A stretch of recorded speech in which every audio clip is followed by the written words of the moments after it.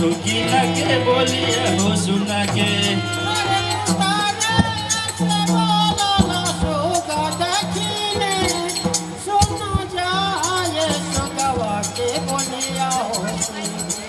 अरे उतरी की सुगा सुगा दखिने सुना जाए सुकिना के बोलिया हो सुना के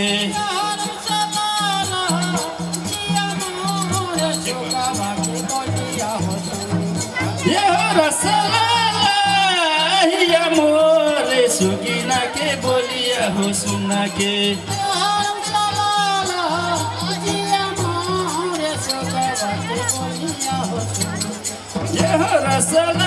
रसलाहिया मोरे सुकिना के बोलिया हो सुना के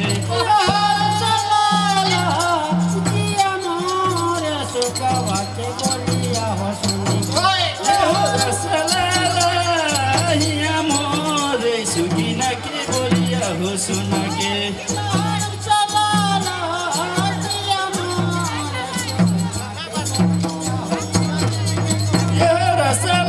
रसलाहिया मोरे सुकिना के बोलिया हो सुना के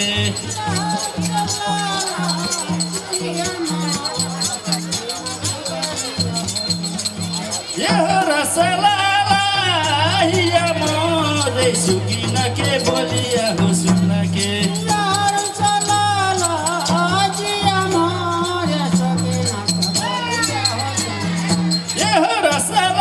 रसलाहिया मोरे सुकिना के बोलिया हो सुना के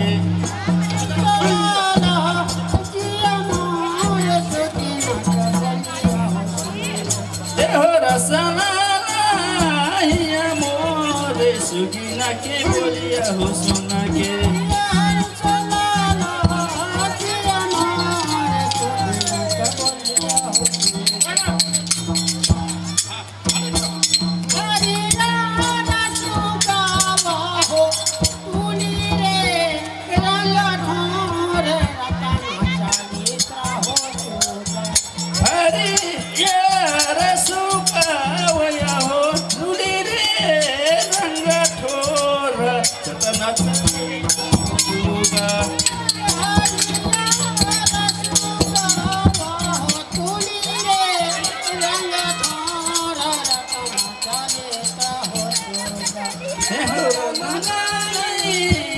तुहारे रतन चरित्र हो सुगा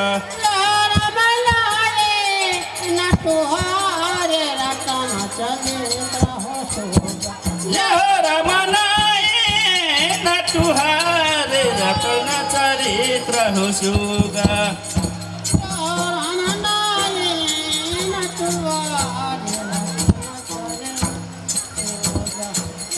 रमनाए न तुहारे रतन चरित्र हो सुगा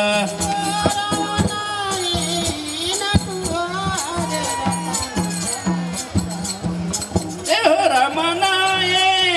न तुहारे रतन चरित्र हो सुगा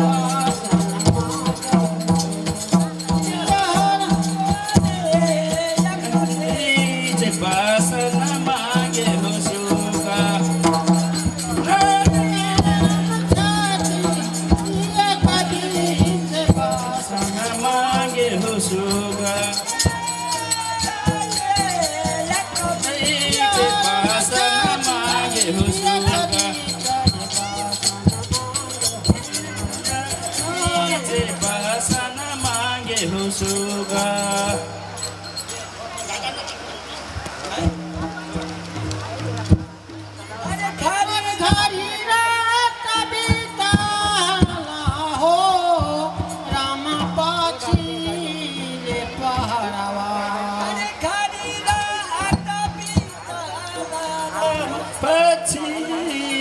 पहरवा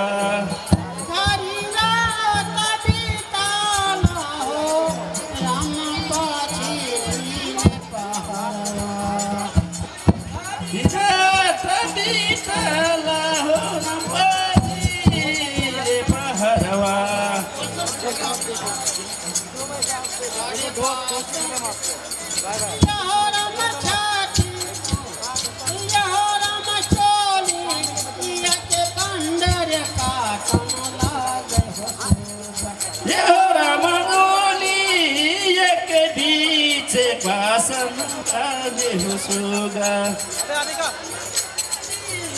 एक बीच बांधन मांगे हो सुगा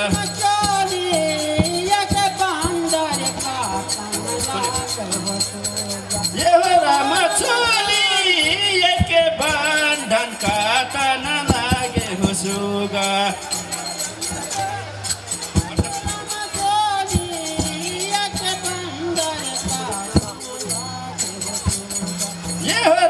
चोली एक बीच बंधन काने हो सुगा राम चोली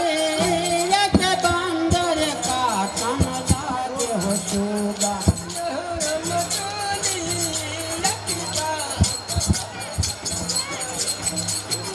राम चोली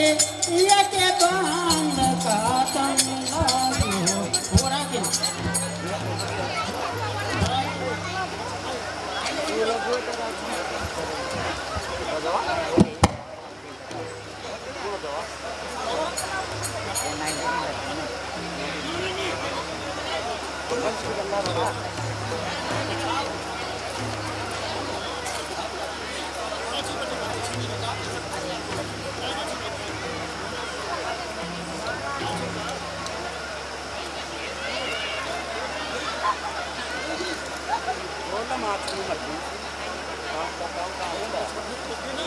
माफ करो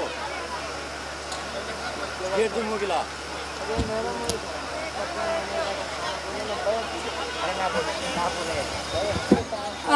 ढेर से ढेर धन्यवाद बा हमन के शिवराज नगर पालिका वार्ड नंबर 1 के बनकटक टीम गांव समाज है। हमरे दूसर प्रस्तुति हमन के बटबे करे हमरे जनबे के लिए झुमरा झर्रा हमरे बिहान फिर वो प्रस्तुति देखेबे करब। आज के लिए हमरे अतना करती हमरे बनकटक टीम के विदाई करती एक चोटी जोरदार ताली से धन्यवाद देहे परी हमन के बनकटक टीम है जौन अपन प्रस्तुति देखा के जा चुकल बाटन। वैसे क्रम मन हमन के कार्यक्रम के है हमरे आगे बढ़ते बाटी वो कार्यक्रम के बीच में हमरे सम्मान पत्र ग्रहण कही के हमन के मनोहरपुर गांव समाज कपिल वस्तु है ये एक छोटे सम्मान पत्र हमरे देहाती सम्मान पत्र ग्रहण कही के अनुरोध करती और हमन के सम्मान पत्र प्रदान कही के हमन के थारू कल्याणकारिणी सभा शिवराज नगर कार्य समिति कपिल वस्तु तथा थारू संग्रहालय संरक्षण समिति कपिल वस्तु के सभापति आदरणीय व्यक्तित्व तथा हमन के आज के हमन के 5वां माघी खिचड़ी महोत्सव के मूल आयोजक अध्यक्ष जी आदरणीय व्यक्तित्व प्रकाश थारू जी के सम्मान पत्र प्रदान कही के अनुरोध करती और हमन के प्रमाण